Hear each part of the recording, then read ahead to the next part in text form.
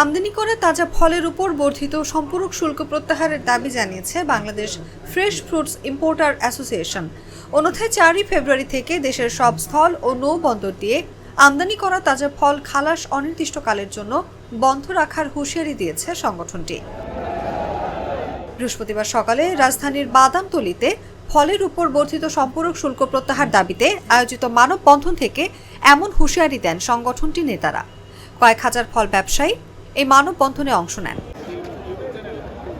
ফল আমদানিকারকরা বলেন, আমদানি করা তাজা ফলের উপর সম্পূরক শুল্ক 10% বাড়িয়ে 30% করা হয়েছে, যার মাধ্যমে তাজা ফলের উপর শুল্ক দিতে বাধ্য করা হচ্ছে ব্যবসায়ীদের, যা অত্যন্ত কষ্টসাধ্য।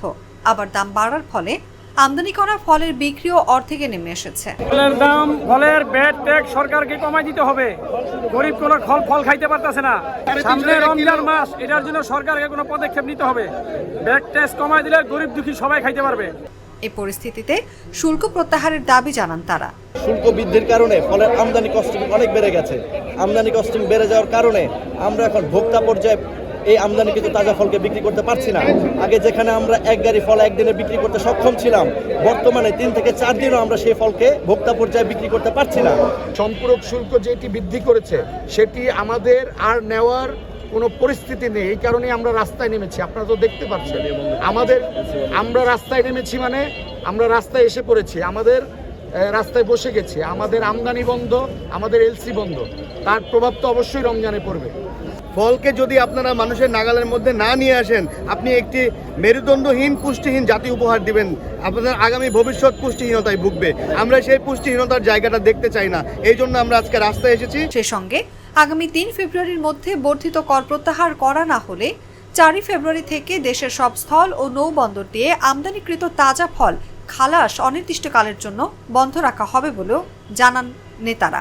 ছোটখাটো ইম্পোর্টার তারা প্রতিদিন লস করতেছে। এখন বিক্রি হচ্ছে না। 1 লাখ ফল আগে একদিনে বিক্রি হয়ে যেত, 5 দিন 6 দিন বসে থাকতে হয়, তাও বিক্রি হচ্ছে না। এই কারণে আমরা ফল ডেলিভারি নিতে পারতেছি না। প্রতিদিন পর্যায়ে মানুষ আমাদের করতে হচ্ছে। আমরা 3 তারিখ পর্যন্ত সময় বৃদ্ধি দিয়েছি। এই 3 তারিখের ভিতরে যদি আমাদের এই প্রত্যাহার না করা হয়, আমরা 4 তারিখ থেকে স্থলবন্দর, নৌবন্দর যেদিক দিয়ে আমাদের ফল আমদানি করে থাকি, এই স্টেশনগুলো, সেখান থেকে আমরা আমদানি বন্ধ করে দিব। আমরা ডেলিভারি নিব না, আমরা কোনো ডিউটি দিব না, আমরা কোনো পেপার নোট করব না, আমরা কোনো কাস্টমারকে ডিউটি দিব না, আমরা ডেলিভারি নিব না। আমাদের কথা একটি কথা, সেটা হলো তাড়াতাড়ি, যত তাড়াতাড়ি হোক এই দাবিটা মেনে নিন। আমাদের ব্যবসায় ফিরে যেন, আমাদের স্বাভাবিকভাবে যেন আমরা ব্যবসা পরিচালনা করতে হবে, সেই সুযোগটা করে দিন। মানববন্ধন থেকে তাজা ফল আমদানিতে বর্ধিত ভ্যাট এবং অতিরিক্ত শুল্ক প্রত্যাহার না হলে 2 ফেব্রুয়ারি এনবিআর ভবনের সামনে অবস্থান কর্মসূচি পালন করবেন বলেও ঘোষণা দেওয়া হয়। অনুভা বিশ্বাস, জাগো নিউজ।